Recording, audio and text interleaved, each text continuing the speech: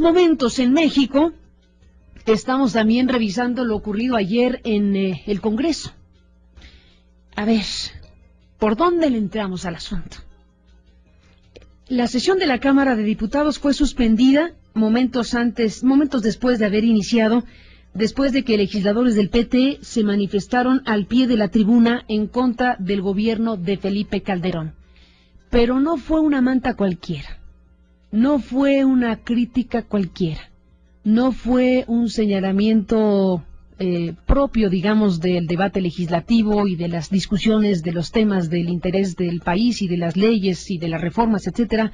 Fue un señalamiento específico, duro, sobre algo que, de ser cierto, tendría que ser analizado de otra manera.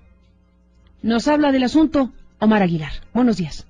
¿Qué tal, Carmen? Gracias, buenos días. Así es, se suspendió ayer la sesión en la Cámara de Diputados, la aplicación del nuevo reglamento interno de San Lázaro que incluye regulaciones y sanciones sobre las manifestaciones dentro de la propia Cámara, pues fue lo que inició una airada protesta por parte de los diputados de oposición, quienes se quejaron por una posible censura a su libertad de expresión. Incluso para calmar los ánimos, el presidente de la mesa directiva, Jorge Carlos Ramírez Marín, dijo que pues trataría de ajustarse bajo su criterio pues el reglamento para evitar excesos. Jaime Cárdenas fue de los primeros en quejarse por esta nueva normatividad para los legisladores, pero bueno, antes de comenzar los temas de la agenda, los petistas encabezados por Gerardo Fernández Noroña denunciaron desde sus curules que no estaban de acuerdo con este nuevo reglamento, por lo que exigieron una modificación del mismo.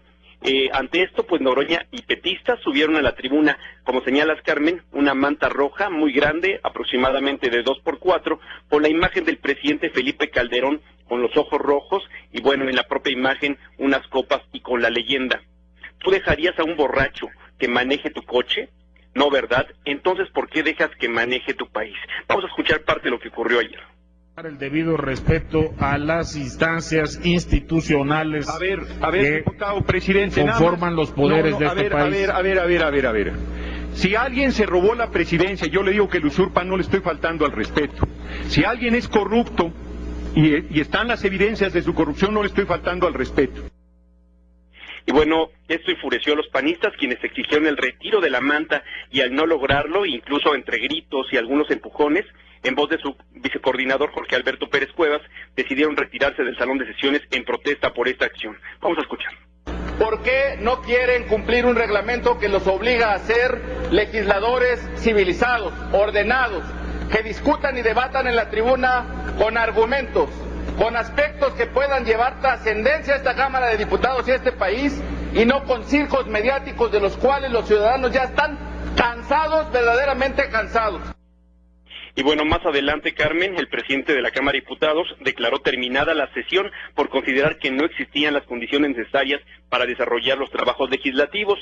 Y bueno, luego de este sainete por la manta del PT, la coordinadora de los diputados de Acción Nacional, pues Josefina Vázquez Mota, leyó un comunicado donde señala que su grupo parlamentario lamenta la vergonzosa actuación de los legisladores que interrumpieron la sesión ordinaria del Congreso y que incurren en injuria como método de protesta, obviamente pues al señalar una posible alcoholismo del presidente Felipe Calderón. Vamos a escucharla.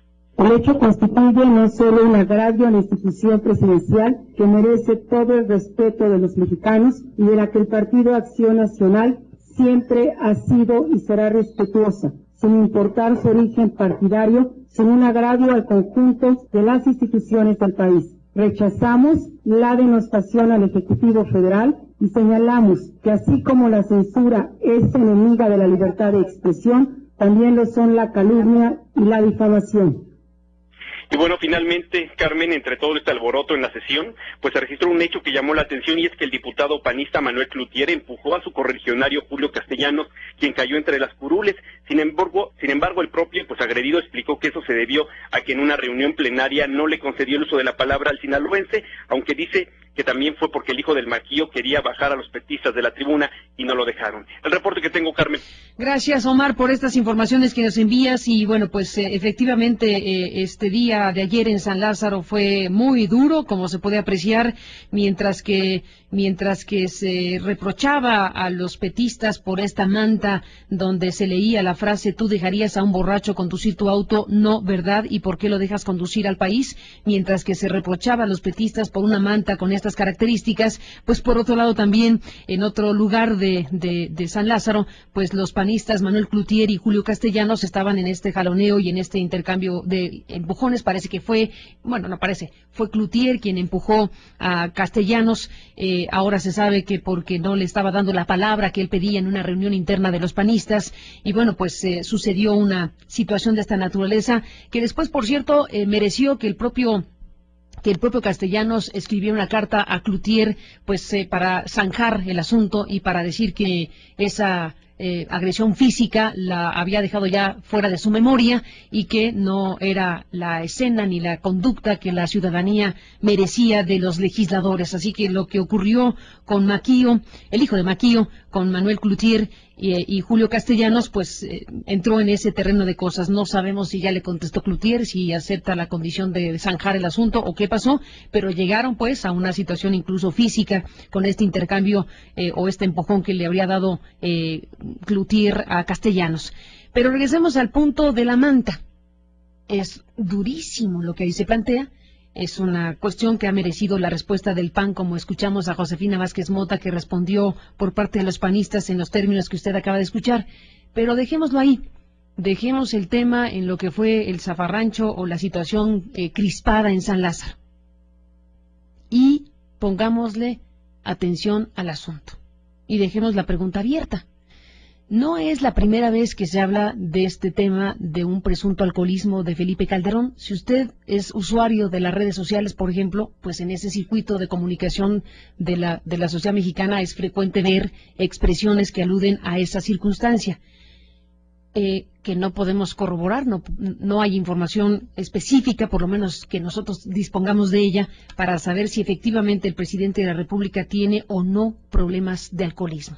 Pero es un tema delicado, por supuesto que hay que verlo con la gravedad del asunto, saber si hay o no ese problema, si hay o no esa problemática en la persona de Felipe Calderón Hinojosa. En las democracias del mundo suele verse de vez en vez que se piden estudios médicos para saber cuál es la condición de los gobernantes, qué tipo de salud tienen, pues porque al final de cuentas están en una posición de altísima responsabilidad y las sociedades, hablemos en genérico, las sociedades requieren necesariamente saber cuál es la condición precisamente de quien está tomando decisiones a nombre del interés general.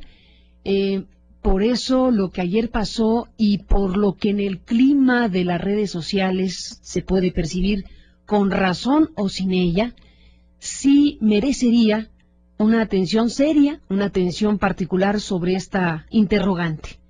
¿Tiene o no problemas de alcoholismo el presidente de la República? Debería realmente la propia presidencia de la República dar una respuesta clara, nítida, formal al respecto. No hay nada de ofensivo, me parece, cuando alguien, si es que fuera el caso, atraviesa por un problema de esta naturaleza. El alcoholismo, que es un fenómeno de salud muy estudiado, muy conocido, tiene diferentes explicaciones cuando sucede en las personas, requiere tratamiento, en fin, es una situación que no debe ser vista con caricatura. Si es el caso, si efectivamente hay elementos firmes que hagan presumir efectivamente un problema de alcoholismo en Felipe Calderón, tendría que ser tratado con la seriedad del caso. Y me parece que frente a lo que pasó ayer, la respuesta más fácil es denostar el asunto y criticarlo y decir que no es la manera en que los legisladores deben comportarse. Ya podemos opinar lo que sea de los legisladores, ya podemos opinar lo que sea de las mantas, ya podemos opinar lo que sea del tipo de lenguaje que se usó para hablar de un tema de esta naturaleza. Dejémoslo ahí, en la crónica y en la narración que acabamos de escuchar. Y dejemos la pregunta abierta y la petición formal a la presidencia de la República. ¿Tiene o no Felipe Calderón problemas de alcoholismo? Esto merece, insisto, una respuesta seria, formal y oficial de la propia presidencia de la República. Regresamos después de la pausa.